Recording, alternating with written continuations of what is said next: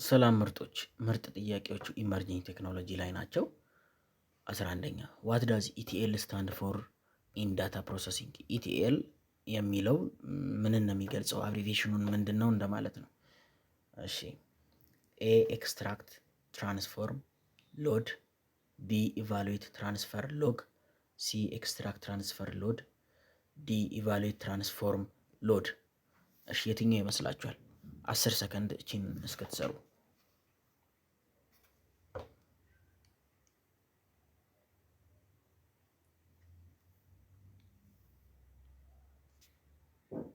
ሶ ኢቲኤል E stands for extract, T stands for transform, L stands for load። ስለዚህ የ11ኛ መልሱ ኤ ይሆናል ማለት ነው። ኤክስትራክት ትራንስፎርም ሎድ፣ ኤክስትራክት ትራንስፎርም ሎድ። 12ኛ which of the following is a key responsibility of data scientist?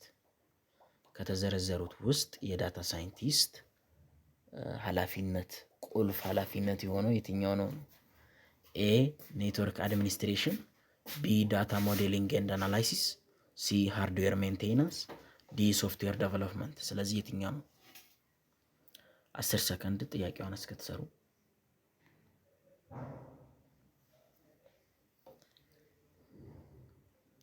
ያው የዳታ ሳይንቲስት ዋና ኃላፊነቱ የዳታውን ሞዴል ማድረግ ነው እና አናላይዝ ማድረግ ነው። ምንም ሌላ የተወሳሰበ ነገር የለውም። ስለዚህ የ12ኛ መልሱ ቢ ዳታ ሞዴሊንግ ኤንድ አናላይሲስ የሚለው መልስ ነው ማለት ነው። ስለዚህ 12ኛ መልሱ ቢ ነው። 13ኛ ኢን ዘ ኮንቴክስት ኦፍ ቢግ ዳታ ዋት ዳዝ ዘ ተርም ዳታ ቬሎሲቲ ሪፈርስ ቱ። በቢግ ዳታ አውድ ዳታ ቬሎሲቲ ምን ነው የሚገልጸው ነው የሚለን። ኤ the size of the data፣ ቢ the speed at which data is generated and processed፣ ሲ the variety of data formats፣ ዲ the accuracy of the data። ስለዚህ የትኛውን በቢግ ዳታ ኮንቴክስት ወይም አውድ ዳታ ቬሎሲቲ ምን ነው የሚገልጸው? 10 ሰከንድ ጥያቄዋን እስክትሰሩ።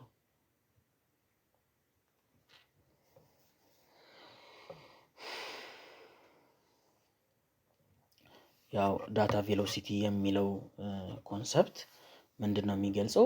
ፍጥነቱን ነው። የዳታ ጀነሬት የሚሆንበትና ፕሮሰስ የሚሆንበትን ፍጥነቱን ነው።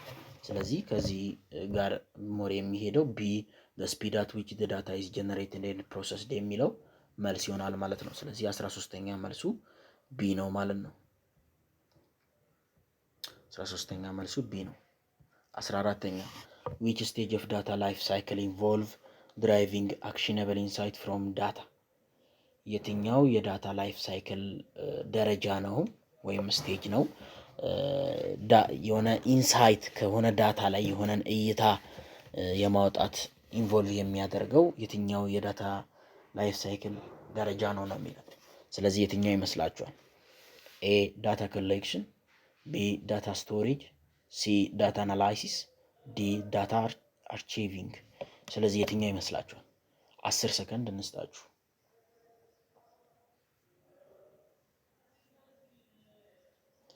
ያው ከዳታ ላይ እይታን ኢንሳይትን የማውጣት ኤክስትራክት የማድረግ ስቴጅ የሚይዘው ዳታ አናላይሲስ ነው። ስለዚህ የ14ኛ መልሱ ሲ ዳታ አናላይሲስ የሚለው ይሆናል ማለት ነው። አሁን ትንሽ ጥያቄ ብቻ ነው የቀረን፣ 6 ጥያቄ አካባቢ። እባካችሁ ቪዲዮውን ላይክ ብታደርጉ ለእናንተ የሰከንድ ስራ ነው፣ ለእኛ ግን ትልቅ ውለታ ነው እና እባካችሁ ተባበሩ ፕሊስ። 15ኛ ዋት ኢዝ ዳታ ማይኒንግ ፕራይመርሊ ዩዝድ ፎር? ዳታ ማይኒንግ በመጀመሪያ ለምንድን ነው የሚጠቅመው ነው? ኤ ስቶሪንግ ዳታ ላርጅ ዳታ ሴት፣ ቢ ኤክስትራክቲንግ ፓተርንስ ኤንድ ናውሌጅ ፍሮም ላርጅ ዳታ ሴት፣ ሲ ቪዥዋላይዚንግ ዳታ ትሬንድ፣ ዲ ሰኪሪንግ ዳታ ፍሮም አንአውቶራይዝድ አክሰስ። ስለዚህ የዳታ ማይኒንግ ዋና ጥቅሙ ምንድን ነው ነው የሚለን። ስለዚህ የትኛው ይመስላችኋል? 10 ሰከንድ።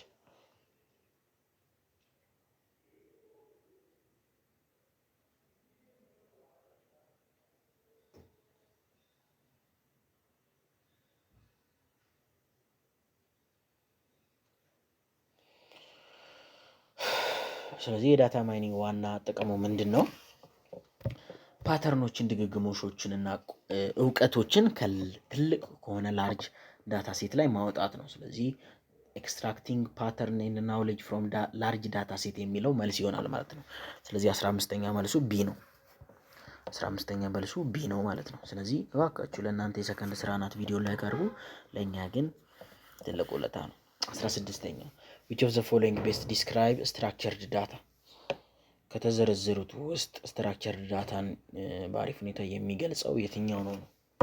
ኤ ዳታ ዛት ላክ the predefined format, B data organized in a fixed schema with such as table, C data stored in multimedia format, D data generated from social media platform። ስለዚህ የትኛው ነው?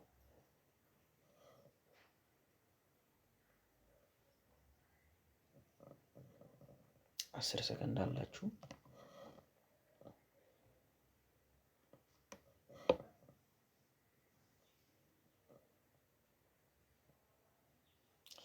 ስትራክቸርድ ዳታን ወይንም ደግሞ የተዋቀረ ዳታ ቤስት የሚገልጸው ቢ ዳታ ኦርጋናይዝድ ኢን ፊክስድ ስኬማ ሰች አስ ቴብል። በቴብል ለምሳሌ በሆነ ቴብል ላይ የራሱ ሮ እና ኮለመን ያለው በዛ ላይ ተዋቅሮ እንትን ያለ መረጃ ከሆነ ስትራክቸርድ ዳታን ነው የሚገልጽልን። ስለዚህ 16ኛ መልሱ ቢ ዳታ ኦርጋናይዝድ ኢን ፊክስድ ስኬማ ሰች አስ ቴብል የሚለው መልስ ነው ማለት ነው።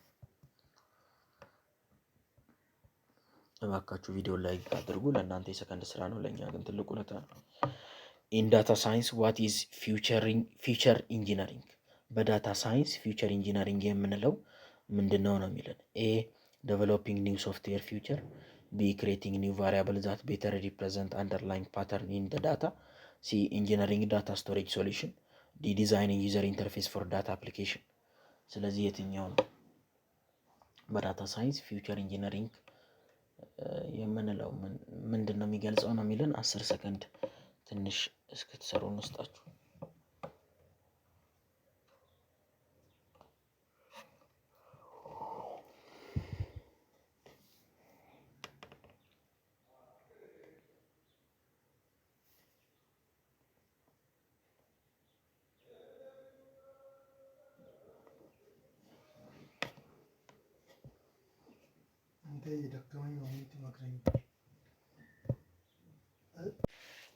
ስለዚህ የትኛው ይመስላችኋል? ያው ፊውቸር ኢንጂነሪንግ የምንለው በዳታ ሳይንስ ላይ ምንድን ነው ጥያቄ የሚለው እንዴት ነው የሆነ ፓተርኖችን ድግግሞሽን በአሪፍ መልኩ መግለጽ ነው። በቃ አለቀ። በአዲስ መልኩ በአሪፍ መልኩ የሆነ ድግግሞሽን የዳታ ድግግሞሽ መግለጽ ነው። ስለዚህ ቢ ክሬቲንግ ኒው ቫሪያብል ዳት ቤተር ሪፕሬዘንት አንደርላይኒንግ ፓተርን ኢን ደ ዳታ የሚለው መልስ ይሆናል ማለት ነው። ስለዚህ 17ኛ መልሱ ቢ ነው። 17ኛ መልሱ ቢ ነው ማለት ነው። 18ኛ which of the following is an example of unstructured data? ከተዘረዘሩት ውስጥ የአንስትራክቸርድ ዳታ ወይም ያልተዋቀረ ዳታ ምሳሌ የሆነው የትኛው ነው የሚለን? ኤ ሪሌሽናል ዳታቤዝ ቴብል፣ ቢ አን ኤክሴል ስፕሬድሺት፣ ሲ ቴክስት ዶክመንት፣ ዲ ሲቪኤስ ፋይል። ስለዚህ የትኛው ይመስላችኋል?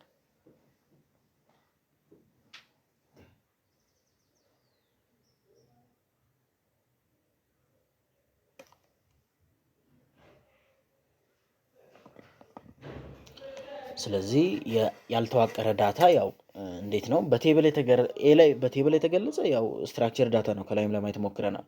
በቴብል መልክ የተቀመጠን ዳታ ስትራክቸርድ ወይም የተዋቀረ ዳታ በማለት እንጠራዋለን። እንዴት ነው በቴብል በቃ የራሱ ሮ እና ኮለመን ያለው ተከፋፍሎ በደንብ ሲቀመጥ ስትራክቸር ዳታ ነው የሚባለው። በኤክሴልም የተቀመጠ በኤክሴል ላይ ፎርማት በስፕሬድሺት የተቀመጠም እሱም ስትራክቸር ዳታ ነው። ቴክስት ዶክመንት የምንለው ግን ጀስት ጽሁፍ ነው።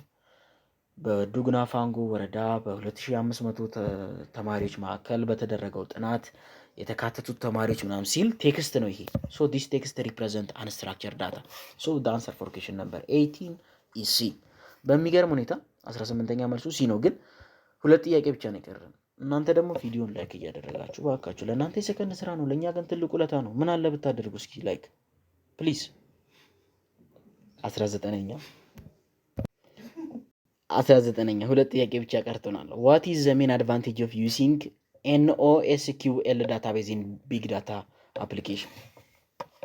የNoSQL ጥቅሙ አድቫንቴጁ ምንድን ነው? በዳታ አፕሊኬሽን ቢግ ዳታ አፕሊኬሽን ላይ ነው።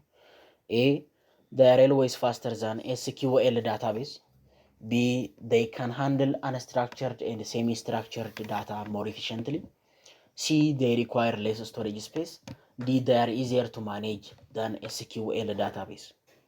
ስለዚህ የትኛው ይመስላችኋል መልሱ? 10 ሰከንድ እንስጣችሁ።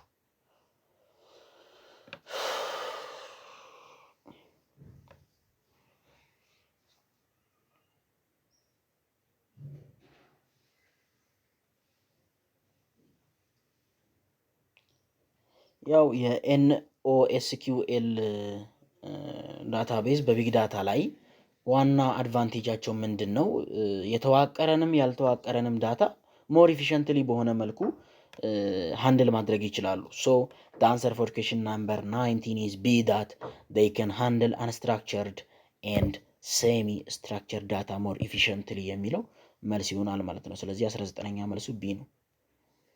19ኛ መልሱ B ነው። አንድ ጥያቄ ብቻ ቀርቶናል። እስከዚህ ድረስ ቪዲዮን ከተከታተላችሁ የምርም ጥያቄዎቹ የተመቿችሁ አሉ ማለት ነው። ስለዚህ እባካችሁ ቪዲዮን ላይክ አድርጉ። which of the following is a key component of the Hadoop ecosystem? ከተዘረዘሩት ውስጥ የሃዶፕ ኢኮሲስተም ዋና ኮምፖነንት የሆነው የትኛው ነው? ኤ MapReduce፣ ቢ SQL ሰርቨር፣ ሲ ኦራክል ዳታቤዝ፣ ዲ ሞንጎዲቢ። ስለዚህ የትኛው ነው?